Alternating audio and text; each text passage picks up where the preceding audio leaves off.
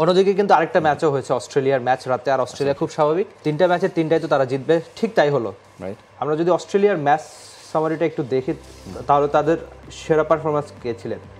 তাদের সেরা পারফরমেন্স ছিলেন কিন্তু অ্যাডাম জাম্পা। বল হাতে যে খুব ভালো বল করেছেন, এজন্যই আসলে তারা ম্যাচটা অপোনেন্টকে তারা 72 রানে গুটিয়ে ফেলে। আর আমরা যদি অ্যাডাম জাম্পার বোলিংটা দেখি, 4 ওভারে 12 রান খরচ করে 4টা উইকেট নিয়েছেন, ইকোনমি ছিল মাত্র 3।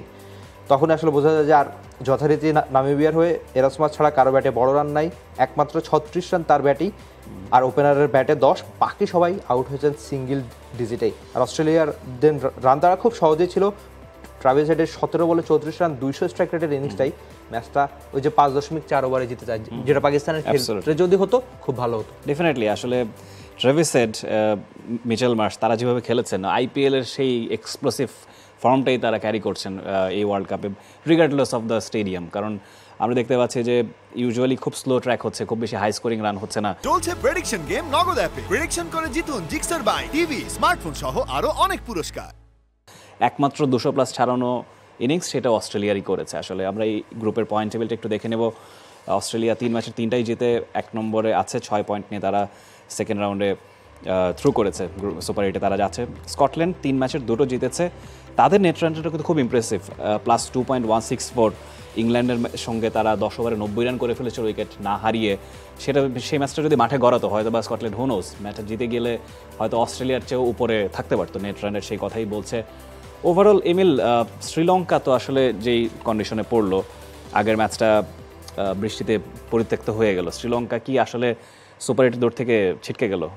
শ্রীলঙ্কার বিষয়ে আসার আগে এখানে এটা কি বাংলাদেশের জন্য গুড নিউজ কিনা আদৌ? আসলে না, তা তো তবে ইংল্যান্ডের প্রসঙ্গে একটু আসতে চাই। গ্রুপ বি এ যেখানে আপনি অস্ট্রেলিয়া, স্কটল্যান্ড বেশ ভালোভাবেই রয়েছে, কিন্তু ইংল্যান্ড আসলে সাবেক বিশ্ব চ্যাম্পিয়ন একটা দল, তারা সবসময় জিততেই আসে, খুব স্বাভাবিক। আর টি-20 তাদেরই ফরম্যাট অনেক, বিশেষ করে জর্জ বাটলাররা যে ধরনের ক্রিকেটটা খেলে থাকে, কিন্তু 2 ম্যাচে এখন পর্যন্ত তারা জয়ের মুখ দেখেনি, একটা পরাজয় আর একটা হচ্ছে পরিত্যক্ত ম্যাচ। তো ওই যে বৃষ্টিবিঘ্নিত ওই ম্যাচটা আর অস্ট্রেলিয়ার সঙ্গে হেরে যাওয়াই বোধ হয় তাদের সবচেয়ে বড় কাল হলো। বাকি 2টো ম্যাচ তাদের অনেক অনেক বড় ব্যবধানে জিততে হবে। আর শ্রীলঙ্কার জন্য তো অবশ্যই আক্ষেপের, যদিও আমাদের দেশের সমর্থকরা এখন একেবারেই শ্রীলঙ্কাকে পছন্দ করতে জানে, তবে ওই যে জয়সূর্য মুরালি কিংবা ওই সময়টা শ্রীলঙ্কা সবসময় ভালো ক্রিকেটটাই উপহার দিত। আমরা যদি 1996 বিশ্বকাপ থেকে দেখি, 1996 তারপর 99 বিশ্বকাপটা খুব সম্ভবত তাদের ভালো কাটেনি, কিংবা 3, 7, 11 ওই যে মানে ওয়ানডে বিশ্বকাপের কথা বলছিলাম, কিংবা বাকি টি-20 বিশ্বকাপগুলো যদি আমরা দেখি, 14তে তো তারা জিতলোই আমাদের বাংলাদেশে।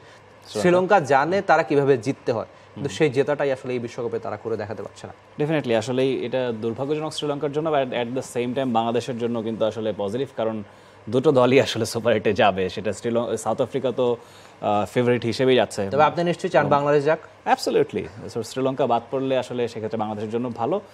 For more updates, subscribe to our YouTube channel and click on the bell icon.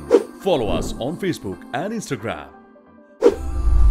Download T-Sports app to enjoy exciting games and highlights. Visit tsports.com.